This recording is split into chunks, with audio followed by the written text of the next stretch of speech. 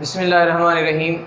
Students, आज हम second kidney जो डिसऑर्डर है उसको डिस्कस करने जा रहे हैं। पहले आपने पढ़ी थी किडनी स्टोन्स, और दूसरी जो है जो मेजर है जो ज़्यादा प्रॉब्लम काज करती है वो रीनल फेलियर है। रीनल फेलियर का मतलब बेटा कि जब किडनी काम करना ही छोड़ दे, चाहे पार्शली या कम्प्लीटली, यानी कि जुज़वी तौर पे या मुकम्मल तौर पे काम करना अगर किडनी छोड़ दे तो उसको आप नाम देते हैं रीनल फेलियर का।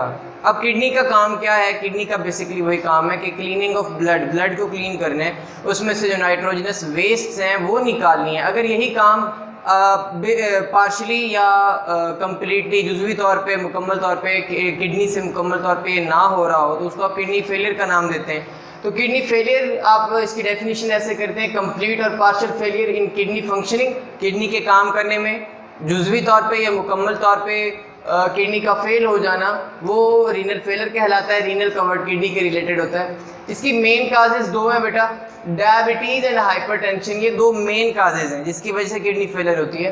डायबिटीज़ उन लोगों में स्पेशली जो खुद पहले से डायबिटिक हैं, यानी कि, और ये एक ख़ास एज के बाद होगा, अडल्टनेस के बाद, अडल्ट एज के बाद 30 की उम्र के बाद होना स्टार्ट हो जाता है। तो डायबिटीज़ की वजह से भी हो सकता है, क्योंकि बेटा जब शुगर लेवल हाई होना शुरू हो जाएगा, यानी कि हमारी बॉडी में सोल्यूट्स की कंसंट्रेशन ज़्यादा से ज़्यादा होना स्टार्ट हो जाएगी, तो वो भी क्रिस्टल बनने की वजूहात बन सकते हैं, जो सार्स के क्रिस्टल बनते हैं। और इनकी वजह से भी जो किडनी है वो ज़्यादा से ज़्यादा, जब बहुत ज़्यादा उसको फंक्शन काम करना पड़ता है, बहुत ज़्यादा सार्स को रिमूव करना पड़ता है, तो आखिर एक टाइम आता है कि उसके बाद वो मज़ीद सार्स को अच्छी तरह से रिमूव नहीं कर पाता, तो फिर दोबारा वो क्रिस्टल बनना स्टार्ट हो जाते हैं, या किडनी में स्वेलिंग होना स्टार्ट हो जाती है, उसकी नालियाँ फूल जाती हैं, या कोई भी और प्रॉब्लम बन सकता है। और हाइपरटेंशन की वजह से, हाइपरटेंशन कहते हैं state of high blood pressure जब हाई रहता है ख़ास अमाउंट से, एक ख़ास ब्लड प्रेशर है जो हमारा नॉर्मल होता है, यानी कि 120 सिस्टोलिक प्रेशर है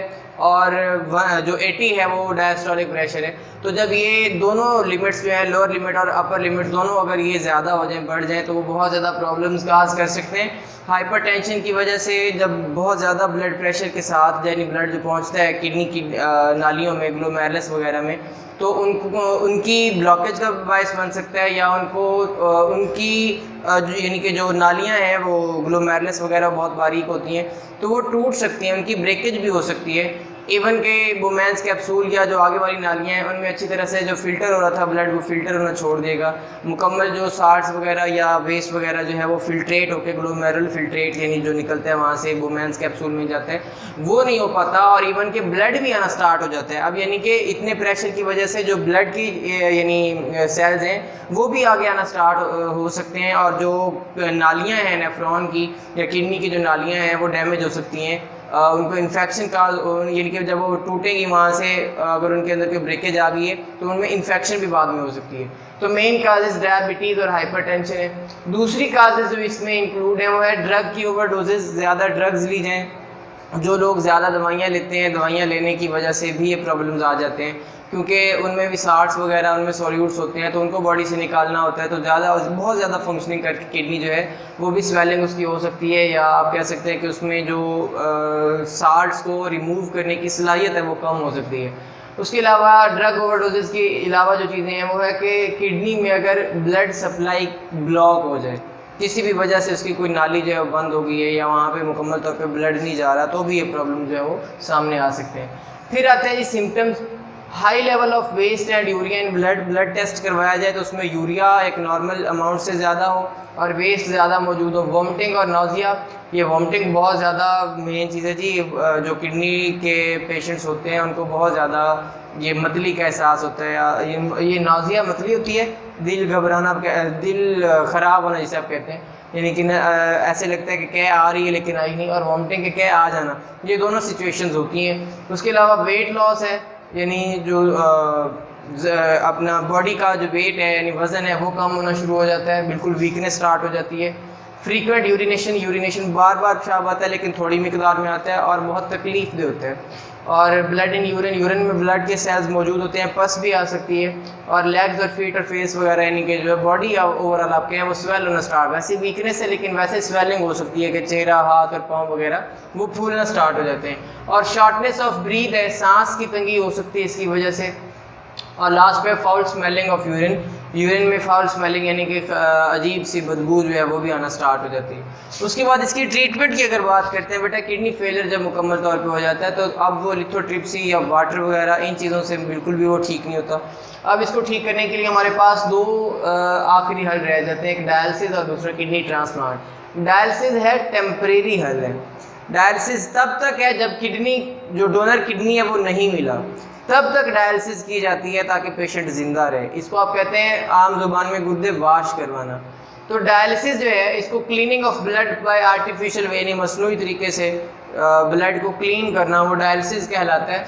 बेटा डायलिसिस जो है ये टेम्परेरी है, पहले ये बात याद रखनी है, और दूसरा ये बहुत ही तकलीफ़ देह अमल है पेशेंट के लिए भी और उसके अटेंडेंट्स के लिए भी जो उसको यानी कि लेके जा रहे होते हैं। बहुत ज़्यादा प्रॉब्लम्स का सामना करना पड़ता है, अल्लाह माफ़ करे जी, बहुत तकलीफ दह चीज़ होती है। Dialysis cleaning of blood through artificial way,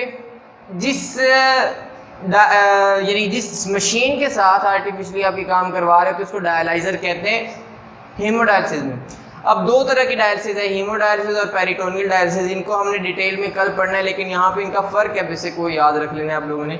haemodialysis dialyser यानी एक वो मशीन होती है ख़ास, उसमें किया जाता है। डायलाइज़र हम कल देखेंगे किस तरह का होता है। और पेरिटोनियल डायलिसिस पेशेंट की बॉडी के अंदर की जाती है। डायलिसिस फ्लूइड जो है वो डायलाइज़र जो मशीन है उसके अंदर भरा जाता है, जबकि डायलिसिस फ्लूइड इसमें पेशेंट की पेरिटोनियल कैविटी, वो कैविटी भी अपने कल पढ़नी है कि वो गट के अराउंड एक स्पेस होती है, यानी कि हमारे पेट वाली यानी कि रीजन में वो कैविटी है, उसमें दाखिल किया जाता है dialysis fluid. It is done 3 times in a week, एक हफ्ते में 3 दफ़ा ये की जाती है, जबकि ये हर रोज़ करनी पड़ती है पेरिटोनियल डायलिसिस।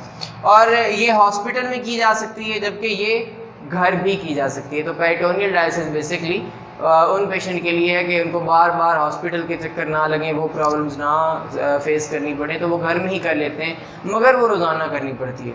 तो यहाँ तक बेटा हमारे पास ये किडनी फेलियर है और उसकी जो रेमेडीज़ हैं वो कैसे हम कर सकते हैं। इसके बाद वो ऑस्मो रेगुलेटरी फंक्शन थोड़ा बहुत मैं आपको बता दूँ जो किडनी का था। ऑस्मो रेगुलेशन है वाटर और साल्ट से कंसनट्रेशन को मेनटेन करना। किस तरह से जो किडनी है वो ऑस्मो रेगुलेशन में हेल्प कर रहा होता है। तो किडनी की ऑस्मो रेगुलेशन में ये हेल्प है बेटा, मैंने पहले बता दिया था, इस वजह से मैंने वो दोबारा नहीं आपको पढ़ाया था। जब किडनी जो है बॉडी में अबंडेंट सप्लाई हो पानी की, पानी वाफिर मिकदार में मौजूद हो, अब उस पानी को रिमूव किया जाता है, ज़्यादा खारिज किया जाता है। अब किडनी करेगा क्या? किडनी ने नेफ्रॉन में ज़्यादा से ज़्यादा फ़िल्टर करना है पानी, यानी कि आगे लेके जाना है ट्यूब्यूल्स में, यानी कि ब्लड में से निकालना है, फ़िल्टर करना है, और कम से कम रीअब्जॉर्ब करना है, यानी कि मोर फिल्ट्रेशन लेस रीअब्जॉर्प्शन। उसकी वजह से जो यूरिन बनेगा वो हाइपोटोनिक यूरिन, जब पानी ज़्यादा पीते हैं तो इसी वजह से, मिसाल के तौर पे अगर गर्मी होगी, गर्मी में जो यूरिन का रंग तब्दील हो गया तो उसकी वजह से लगता है कि बहुत ज़्यादा गर्मी हो गई है या कोई प्रॉब्लम होना स्टार्ट हो गया, तबीयत थोड़ी सी बिगड़ना स्टार्ट हो गई, तो डॉक्टर के पास जाते हैं। डॉक्टर को पता होता है पानी नहीं पिया होना है, पानी वो क्या करते हैं, वो ड्रिप लगाते हैं, यानी कि ख़ास तौर पे गांव के जो लोग होते हैं, तो उन्होंने ड्रिप लगानी है, उस ड्रिप में थोड़ी बहुत ग्लूकोज होनी है और बाकी सारे का सारा पानी बना है, उसमें 90% 95% पानी होगा। अब वो पानी की कमी पूरी हो जाती है, यूरिन कलर सही हो जाता है और लगता है कि हम बिल्कुल ठीक हो गए हैं, तो 300-400 रुपये जो है वो हम उसको दे के आ जाते हैं। बेसिकली जो है पानी अगर ख़ुद जो है वो हाफिज़ मिकदार में पी लिया जाए, बहुत कम भी पिए अगर इन जितनी गर्मियाँ होती हैं, ख़ास तौर पे अब जैसे कि 8 गिलास, कमो बेश 8 गिलास, बहुत कम मिकदार है, ये भी वो पीने चाहिए।